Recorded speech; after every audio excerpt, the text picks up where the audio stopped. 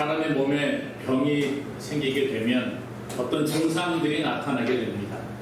예를 들어 감기에 걸린다 그러면 갑자기 목이 간질간질하고 기침이 나오기도 하고요. 때로는 목이 아프기도 합니다. 콧물이 나오기도 하고 머리가 띵하고 어지럽고 아픈 증상이 나타나기도 하는 것을 볼 수가 있습니다. 암에 걸리면 암으로 인한 통증과 부작용이 나타나죠. 어딘가 자꾸 아파요. 그래서 병원에 가서 진찰을 해보면, 검사를 해보면 암입니다. 이렇게 말하는 경우들도 있다는 것이에요. 이렇게 증상이 나타나는 병, 우리가 증상이 나타나면 내가 몸이 안 좋은 거 보니까 어디 병에 걸렸나 보다 이렇게 생각할 수 있도록 신호를 보내준다는 것입니다. 그런데 어떤 병은요, 증상이 거의 나타나지 않는 것들이 있다고 합니다. 이 증상이 나타나지 않는다. 좋은 걸까요? 나쁜 걸까요? 좋지 않다는 거예요. 몸이 안 좋아서 내가 몸이 안 좋은 것 같아. 그러면 병원에 가서 우리가 검사를 해보고 진단을 받고 처방을 받아서 약을 먹을 수가 있죠. 그런데 증상이 나타나지 않으면 어때요? 내가 아픈지 안 아픈지 모른다는 거예요. 그러니까 병원에 가지 않습니다. 약을 먹지를 않습니다. 그런데 병은 계속 진행되고 있는 거예요. 예를 들면 녹내장과 같은 이 병들은 초기에는 자각 증상이 전혀 나타나지 않는다는 것입니다. 그래서 그냥 방치하는 거예요. 정기적으로 검진하지 않은 다음에는 내가 녹내장이 있는지 없는지 모릅니다. 그러다가 너무 심해졌을 때 약간 증상이 나타나서 가보면 녹내장이 너무 심하게 진행이 돼서 손쓰기 어려운 그런 상황에 놓이기도 한다는 것입니다. 우리 장기 가운데 잘 보이지 않는 장기가 췌장이라는 곳이 있습니다. 췌장은요, 위 뒤쪽에 이렇게 몸 뒤쪽에 숨어 있어서 일반적으로 검진을 해도 잘 보이지 않는다고 해요. 그래서 이 췌장이 암에 걸렸을 때 처음에는 증상도 없고 또 초음파라든지 이런 것으로 검사해도 췌장 잘 보이지가 않아서 이 암을 찾아내는데 어려움을 겪는다고 하죠. 그래서 무슨 증상이 나타나고 몸이 너무 안 좋다 해서 검사를 해서 정밀 검사를 했을 경우에 이 췌장암입니다. 그러면 대부분 3기 또는 말기인 경우들이 많이 있다는 거예요. 이와 같이 자각 증상이 없는 병은 더 무서운 병이라 그렇게 이야기할 수가 있겠습니다. 그런데 오늘 성경에 보니까 이 질병보다 더 무서운 것들이 있는데 그게 무엇이냐? 바로 죄라 그렇게 성경은 가르쳐 주고 있습니다. 죄라고 하는 것은 질병보다 더 무섭다는 거예요. 육신의 질병은 육체적인 고통을 가져오기는 하지만 죄는 우리의 영혼을 죽이는 아주 무서운 병이라는 거예요. 우리를 죽이고 우리를 지옥으로 떨어뜨리는 것이 바로 죄지요. 성경은 말합니다. 죄의 삭은 사망이라 그랬습니다. 사망은 지옥의 영원한 벌을 받는 고통을 의미하고 있습니다. 그러므로 오늘 우리는 육신의 질병을 치료하는 것도 중요하지만 우리의 영혼의 병인 이 죄의 문제를 해결하는 것도 아주 중요하다는 거예요. 성경은 그래서 우리에게 이 영혼의 질병인 죄의 문제를 해결할 것을 끊임없이 우리에게 말씀해주고 있습니다. 오늘 특별히 우리가 살펴보고자 하는 요한복음 1장 29절 말씀에는 보니까 이 세례 요한이 자기에게 오시는 예수 그리스도를 보면서 우리의 죄의 문제를 해결할 분임을 알고 있었다는 거예요. 그리고 그것을 사람들에게 전파하기 시작을 합니다. 성경은 우리가 죄인이라 그렇게 말씀합니다. 모든 사람이 죄로부터 자유로운 존재는 아무도 없다라고 말해주고 있죠. 로마서 3장 23절에 보니까 모든 사람이 죄를 범하였음에 하나님의 영광에 이르지 못하더니 그렇게 말합니다. 모든 사람이 죄를 범하였다. 창세기에 보면 첫 사람 아담이 등장을 합니다. 아담이 하나님께서 아담을 창조하신 다음에 아담에게 야, 너 에덴 동산에서 살아가라. 이 동산에 있는 모든 나무의 열매를 네가 먹어도 돼. 그런데 뭐는 먹지 말라고요? 동산 중앙에 있는 선악을 알게 하는 나무의 열매는 먹지 말아라. 먹으면 죽는다. 그렇게 말씀하셨죠. 그런데 아담이 하나님의 말씀을 듣지 아니하고 불순종함으로 말미암아 이 뱀의 유혹에 의해서 하와가 그 선악을 알게 하는 나무의 열매를 먹고 함께 있는 남편에게도 주어서 먹게 됩니다. 그 하나님의 말씀에 불순종함으로 말미암아 죄가 세상 가운데 들어오고 이 죄로 인해서 모든 사람이 죄 아래 놓이게 되는 것입니다. 로마서 5장 12절에 보니까 한 사람으로 말미암아 죄가 세상에 들어오고 죄로 말미암아 사망이 들어왔나니 이와 같이 모든 사람이 죄를 지었으므로 사망이 모든 사람에게 이르렀느니라. 목사님, 저는 태어날 때부터 죄를 짓고 태어나진 않았는데요. 물론 그럴 수 있죠. 그렇죠. 태어나는 아기가 무슨 태어나면서 무슨 죄를 지었겠어요. 그런데 성경은 말합니다. 우리가 태어나기 전부터 이미 죄를 가지고 태어난다, 그렇게 말해요. 이것을 성경에서는 이 가지고 태어나는 원죄라고 우리가 신학적으로는 이야기합니다. 처음 태어날 때부터 가지고 태어나는 죄가 있습니다. 그리고 태어나면서부터 우리는 죄를 지으며 살아가는 어리석은 존재들이라는 거죠. 과연 우리가 죄 없다고 말할 사람이 누가 있겠습니까? 죄 없는 사람 아무도 없다는 거예요.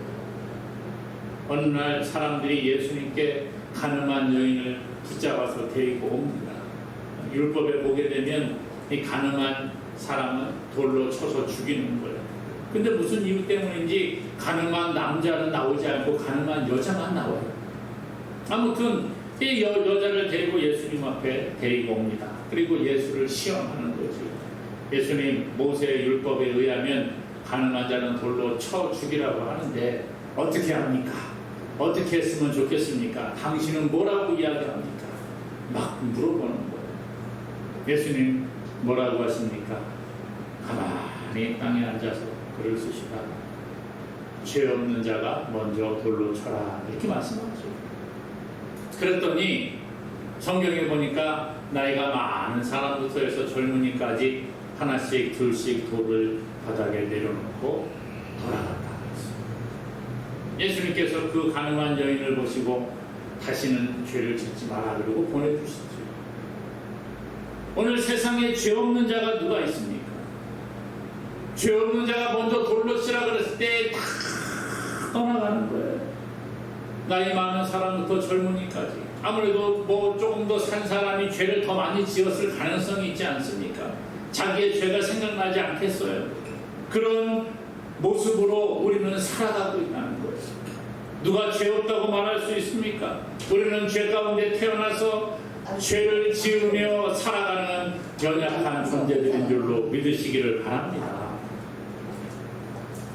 죄가 있다는 거예요. 다윗은요, 이 남의 아내를 데리고 와서 동침을 하게 됩니다.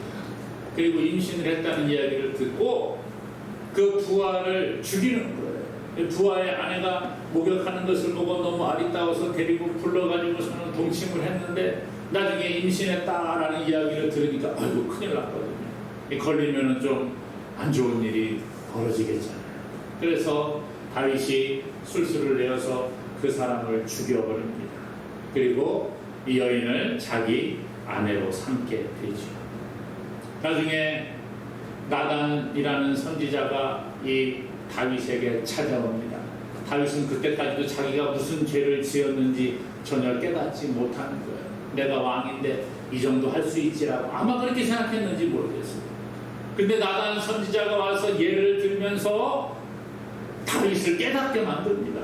그리고 다윗이 자기가 지은 죄를 깨닫고 눈물로 회개하고 통곡하며 하나님께 기도하고 지은 시가 시편 51편입니다.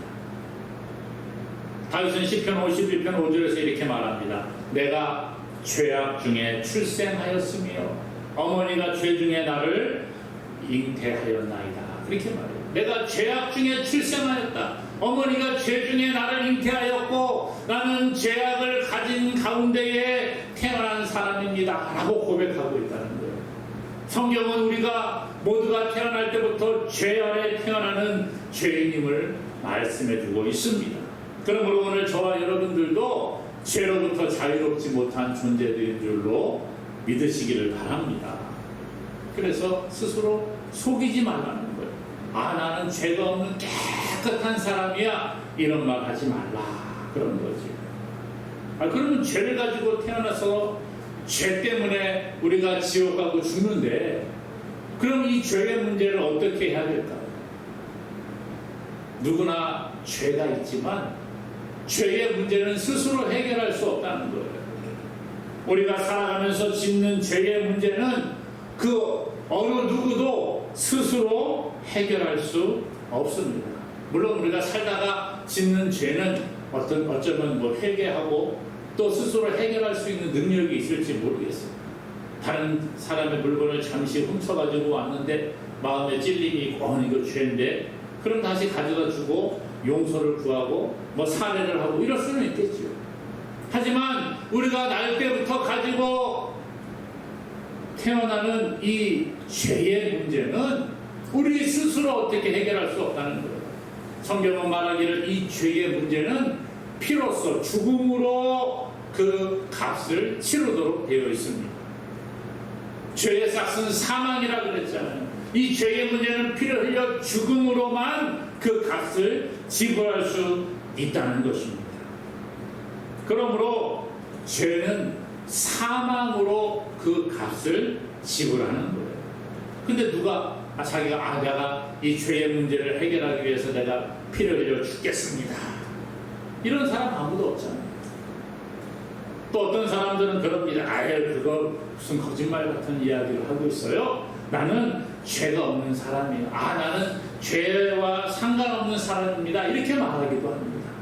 그러나 아니요, 우리는요 이 죄의 심각성을 깨닫지 못하기 때문에 이렇게 살아가는 겁니다.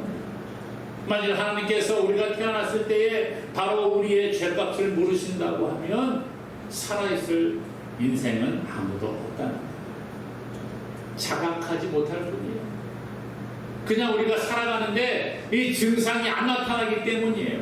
남의 물건 하나 훔쳤을 때에 아무도 안 보면 모르잖아요. 그럼 아무 일이 안 일어납니다. 그러면 그냥 괜찮은가 보다 그러고 살아가는 거예요. 그러면서 점점 더 큰 걸 훔치게 되지요. 그래서 속담에 보면 바늘도둑이 소도둑 된다, 이런 말이 있죠.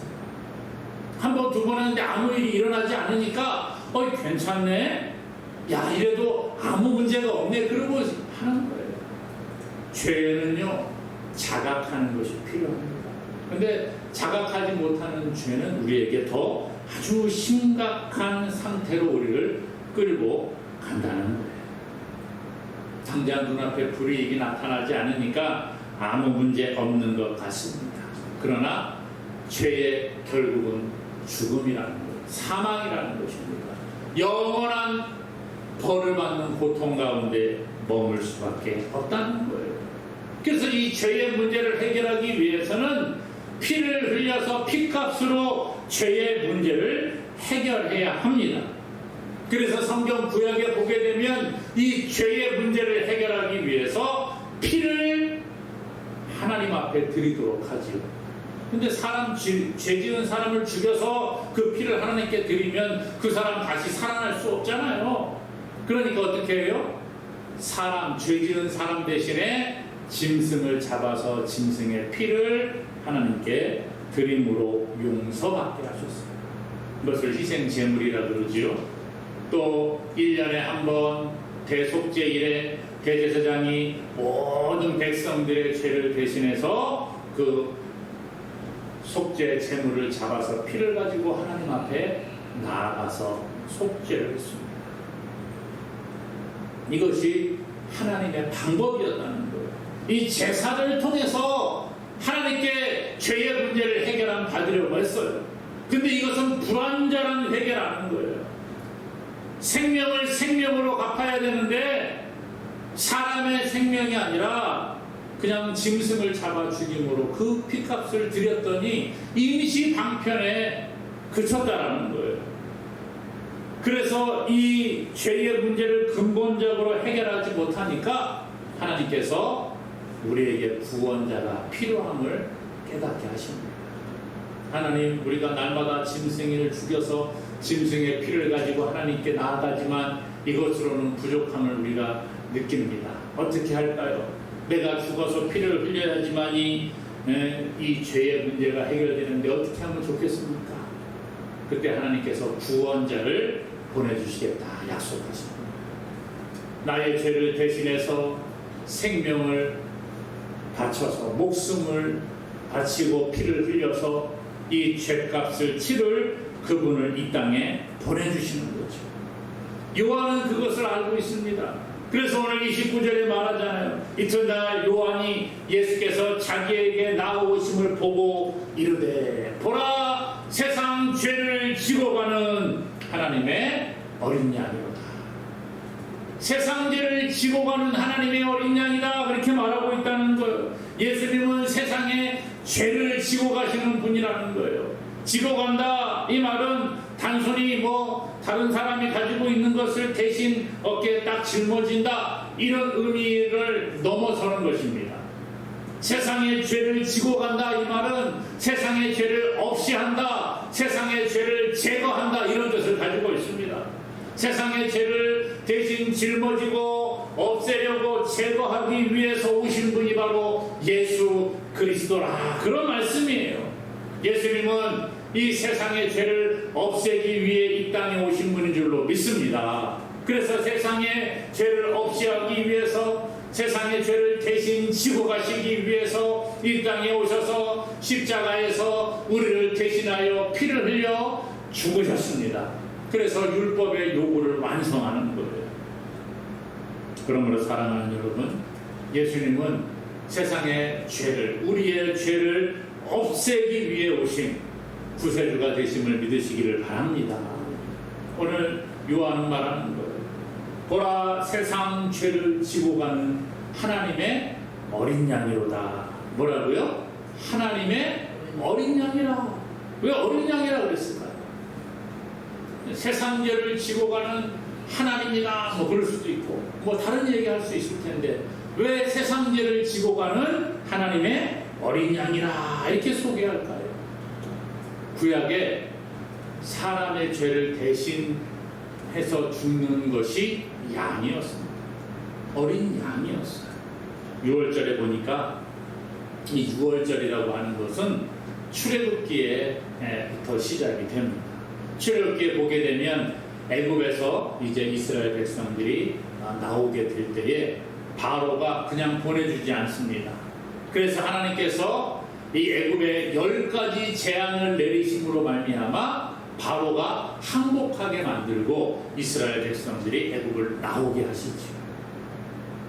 그 10가지 재앙 가운데 마지막 10번째 재앙이 뭐냐? 바로 애굽 땅에서 처음 난 장자, 또 처음 태어난 짐승의 처음 난 것들은 다 죽임을 당하게 하는 거예요. 그래서 이 바로의 장자로부터 옥에 갇혀있는 가장 미천한 사람의 장자까지, 또 가축의 처음 난 것들까지 다 애굽에 있는 모든 장자는 다 죽임을 당하게 되는 것입니다. 이스라엘 백성들도 마찬가지였어요. 이스라엘에 있는 장자들은 다 죽을 위기에 처해 있었습니다. 그때 하나님께서 이스라엘 사람들에게 죽지 아니하는 이 재앙을 피하는 방법을 알려주십니다. 그게 뭐냐? 바로 식구의 수를 따라서 어린 양을 잡는 거예요. 만약에 우리 식구가 2명밖에 없다, 그러면 양 한 마리 잡아서 너무나도 많아서 남잖아요. 그러면 옆에 집이랑 같이 합쳐서 잡는 거예요. 이렇게 해서 사람의 숫자를 따라서 양의 그 사람이 먹을 양만큼 양의 숫자를 계산을 해서 양을 잡습니다. 그리고 흠없는 1년 된 이 수컷 어린 양을 잡아서 그 피를 집 좌우 문설주에다가 뿌립니다. 인방에 바르게 됩니다. 그리고 그 고기를 불에 구워서 무교병과 쓴나물과 함께 먹게 하시는 거예요. 그 6월절 어린 양, 그 어린 1년 된 흠없는 수량을 잡아서 피를 바름으로 말미암아 그 하나님의 재앙이 임할 때에, 죽음의 그 징계의 천사들이 지나갈 때 그 피를 보면 그 집에 있는 장자는 죽지 않고 넘어가는 거예요. 6월 되는 겁니다. 그래서 6월절이 탄생을 하는 거죠. 어린 양의 피를 그 집 좌우 문설주와 인방에 바른 집은 그 죽음의 사자들이 지나갈 때 어린 양의 피가 발라져 있으니까 통과, 패스, 이렇게 되는 거예요. 넘어간다는 거예요. 그러나 그 피가 발라져 있지 않은 집의 장자는 다 죽임을 맞이하게 되었습니다. 그러므로 어린 양의 피를 통해서 이 사람들이 보호를 받게 되었다는 거죠. 이스라엘 사람들은 누구나 6월절 어린 양을 다 알고 있습니다.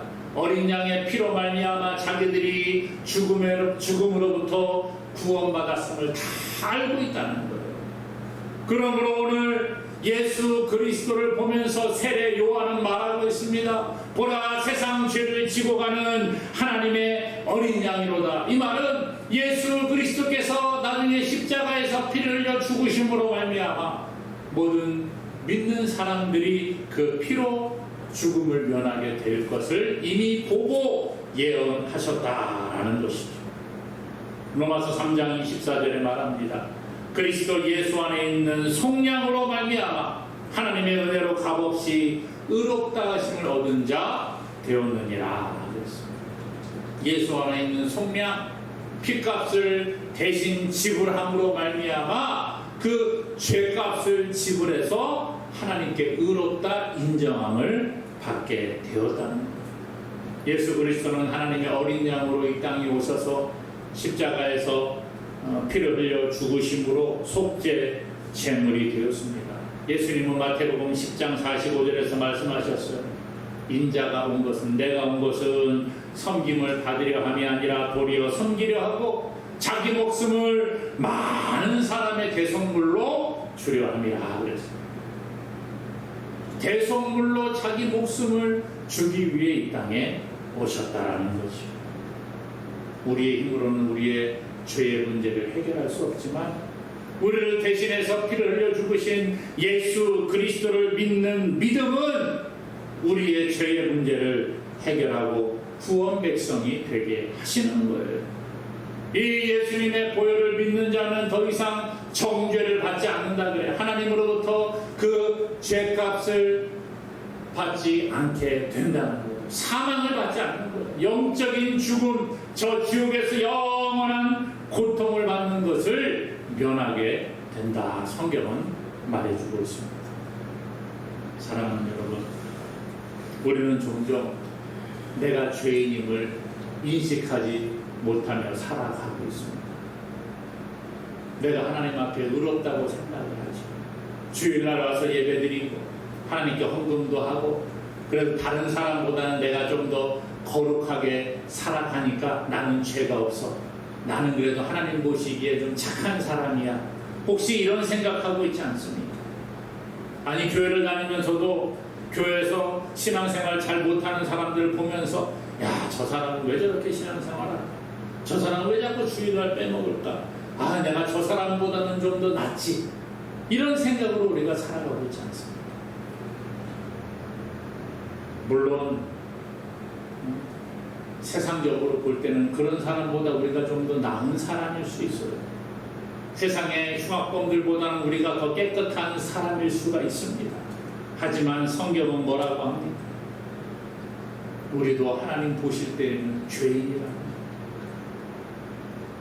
똥 묻은 개가 겨 묻은 개 나무란다, 이런 말이죠. 똥이 묻었든지 겨가 묻었든지 더러운 건 마찬가지 아니겠어요? 털고 씻고 해야지 되지 않겠어요? 하나님 보실 때는 큰 죄나 작은 죄나 똑같은 거예요. 아니, 세상에서 짓는 죄보다 우리가 태어날 때부터 가지고 있는 그 죄는 누구나 다 있다는 거, 똑같다는 거. 하나님 보실 때는 다 죄인입니다. 우리의 힘으로는 이 죄의 문제를 해결할 수가 없어요. 근데 우리가 착각하는 것은 그게 우리가 잘 깨달아지지 않으니까, 인식이 되지 않으니까 우리는 죄가 없는 사람인 것처럼 생각을 합니다. 그리고 내 눈에 볼 때 좀 죄짓고 나쁜 짓 하는 사람 보면서 그 사람을 정죄하지요. 나는 깨끗한데 너는 왜 그렇게 살아가는가? 교회 안에 잘못된 전통을 가지고 신앙생활하는 사람들은요, 그 안에서도 서로가 서로를 정죄합니다. 너 주일 예배 빠졌으니까 너는 하나님께 벌 받아. 정죄하는 거예요. 야, 나는 이렇게 충성하고 봉사하는데 너는 봉사 안 하니까 너는 하나님 앞에 가서 칭찬 못 받아. 이런 생각하지 않습니다. 물론 그럴 수 있겠습니다만 아니요. 우리는 내 자신을 돌아보아야 합니다. 하나님 앞에 우리는 모두가 다 죄인이라는 거예요. 그러므로 내가 죄인입니다라는 고백을 할 수 있기를 원합니다. 그리고 예수 그리스도께서 나의 죄를 대신하여 십자가에서 죽으셨다는 그 믿음, 예수님이 나의 죄를 위하여 십자가에서 죽으시고 부활하심으로 나의 죄를 해결하셨다는 그 믿음을 가질 수 있기를 원합니다. 세상 죄를 지고 가는 하나님의 어린 양, 그 예수를 우리가 인정하고 믿을 때에 그 십자가의 보혈이 우리의 죄의 문제를 해결하는 줄로 믿습니다. 이 믿음 가지고 우리 구원받은 백성으로서 이 땅에서 하나님의 영광을 나타내는 저와 여러분 되기를 주님의 이름으로 간절히 축원합니다.